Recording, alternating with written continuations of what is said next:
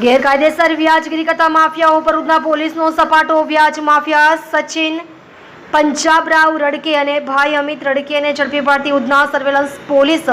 સુરતના ઉધનામાં વ્યાજ માફિયાઓ રડકે બંધુઓએ શરાફના લાયસન્સની આડમાં ગેરકાયદે બમણું વ્યાજ વસૂલ્યાની અને ગીરો મૂકેલા સોનાના દાગીના પર પણ પરત નહીં કર્યાની ફરિયાદ પોલીસ મથકે નોંધાઈ અને ગણતરીના કલાકોમાં જૂના પોલીસ સ્ટેશનના પીઆઈ સાહેબના માર્ગદર્શનમાં ઝડપી પાડ્યા। પોલીસ સૂત્રોએ આપેલી માહિતી પ્રમાણે બમરોલી રોડ ઉપર ઉમિયાનગરમાં રહેતા દુર્ગેશ સત્યનારાયણ દુબી ઉંમર વર્ષ 43 પાંડેસરામાં કાવેરી એન્ટરપ્રાઇઝના નામે કોલસા ટ્રેડિંગની ઓફિસ ધરાવે છે।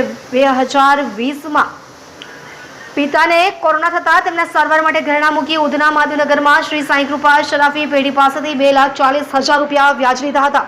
શરાફી લાયસન્સ પ્રમાણે માત્ર 2% જ વ્યાજ વસૂલી શકાતું હોવા છતાં સચિન પંજાબરાવ રડકે અને ભાઈ અમિત રડકે 3% વ્યાજની શરત કરી હતી। 1 વર્ષ સુધી 3% લેખે 86,400 રૂપિયા વ્યાજ વસૂલવામાં આવ્યું હતું। 2021માં પોલીસે ગેરકાયદે વ્યાજ વસૂલતા વ્યાજખોરો પર કાર્યવાહી હાથ ધરતા રડકે બંધુઓ ડરી ગયા હતા। કેસ થવાના ડરથી વ્યાજખોર વ્યાજ દર 2% કરી આપ્યો હતો। 2 વર્ષમાં મુદ્દલ ઉપરાંત વ્યાજ પેટે 1,49,600 રૂપિયા ચૂકવી દેવા છતાં વ્યાજખોરો દ્વારા દાગીના પરત કરાયા ન હતા। ઉઘરાણી કરવા છતાં અવનવા બહાના કરી રખડાવવામાં આવતા મામલો ઉધના પોલીસ મથકે પહોંચ્યો હતો। ઉધના સર્વેલન્સ સ્ટાફના પોલીસ સબ ઇન્સ્પેક્ટર M.K. ઈશાણી દ્વારા ઉપલી અધિકારીઓના માર્ગદર્શનમાં ગુનો નોંધી વ્યાજખોરો આરોપીઓ સચિન પંજાબરાવ રડકે અને તેનો ભાઈ અમિત રડકેને ઝડપી પાડી કાયદેસરની કાર્યવાહી હાથ ધરી જેલ હવાલે કર્યા છે।